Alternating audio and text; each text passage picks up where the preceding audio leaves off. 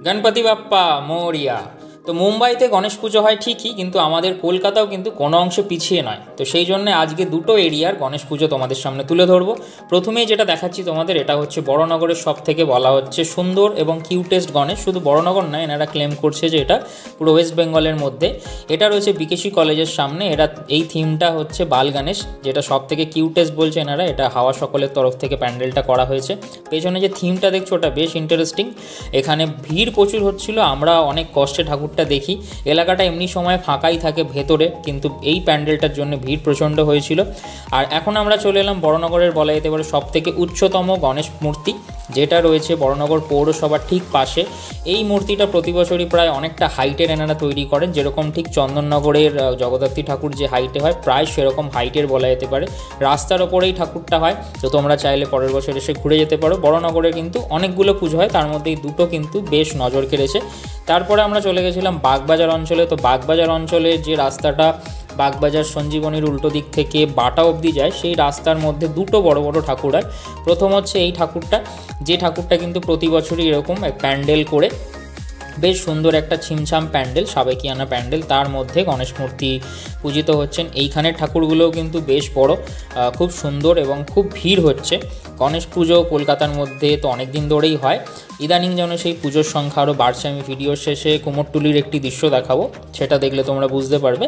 তো বেশ সুন্দর লাগলো এই মূর্তিটা দেখতে। এর থেকে আরেকটু এগিয়ে গেলে মাল্টিপারপাস স্কুলের পাশে হয় হচ্ছে এই পুজোটা। এই পুজোটাও একদম মেন রোডের ওপর পুজোটা হয়, এবং এখানেও ভিড় কিন্তু বেশ ভালো। এই প্যান্ডেলটা অতটা বড় নয়, কারণ রাস্তার ওপরে প্যান্ডেলটা তৈরি করা হয়। আর এই প্যান্ডেল থেকে প্রথম যে প্যান্ডেলটা, পুরো রাস্তা জুড়ে কিন্তু একটা মেলা বসে রাস্তার দুদিকে।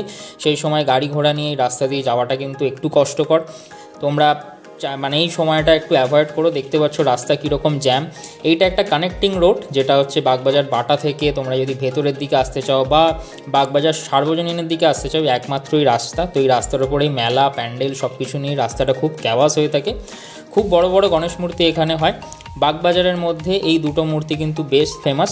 তারপরে আমরা দেখাচ্ছি গণেশ পুজোর ঠিক আগের দিনই কুমোরটুলির অবস্থা। তো কুমোরটুলিতে আমরা নর্মালি গেছিলাম তোমাদের পুজোর আগে। আমি যে ভিডিওটা বানাই সেই জন্যে, দুর্গা পুজোর থিমে যে ভিডিওটা হয়, তো সেখানে গিয়ে দেখলাম দুর্গা ঠাকুর তো তৈরি হচ্ছেই, তার সাথে সাথে গণেশ ঠাকুরের সংখ্যা কিন্তু বেশ অনেকটাই বেড়ে গেছে। প্রত্যেকটা দোকানে, প্রত্যেকটা ঘরের সামনে গণেশ মূর্তি বসানো রয়েছে, আর বিভিন্ন থিমের গণেশ মূর্তি বসানো রয়েছে বিভিন্ন ধরনের। আর গণেশের কিন্তু প্রচলন আরও বাড়ছে, এই পুজোর প্রচলন। সাধারণ মানুষ থেকে মধ্যবিত্ত সকলেই কিন্তু, মানে ছোট হোক বড় হোক, গণেশ মূর্তি নিয়ে গিয়ে তাদের নিজেদের বাড়িতে পুজো করছে। ভালো, এটা খুব, মানে এনাদের ক্ষেত্রে তো খুবই ভালো, কারণ এনারা একটা সময় খুব খারাপ অবস্থা কাটিয়েছেন কোভিডের সময়। তারপরে এরকম একটা মুহূর্ত যদি ওনারা দেখতে পান, সত্যিই ভালো ব্যাপার। দেখতে পাচ্ছ সব রকম থিমের গণেশের, বিশেষ করে যেটা শিল্পীরা আকর্ষণ করেছে যে বাচ্চাদের যাতে ক্যাচ করে, সেই রকম বাচ্চাদের মতো করে গণেশ মূর্তি তৈরি করা হচ্ছে কুমোরটুলিতে। এবং গণেশ পুজোও কিন্তু খুব ধুমধাম করে কলকাতার বুকে হলো। তো তোমাদের কীরকম লাগলো ভিডিওটা জানাও। তোমাদের এরিয়ায় গণেশ পুজো হয়ে থাকলে জানিও, পরের বছর চেষ্টা করবো সেগুলো ভিজিট করার। পুরো ভিডিওটা সকলকে, গণেশ পুজো তো হয়ে গেছে, আগামী বছরের জন্য প্যান্ডেলগুলো তোমরা ভিজিট করতে পারো। Thanks for watching and subscribe my channel.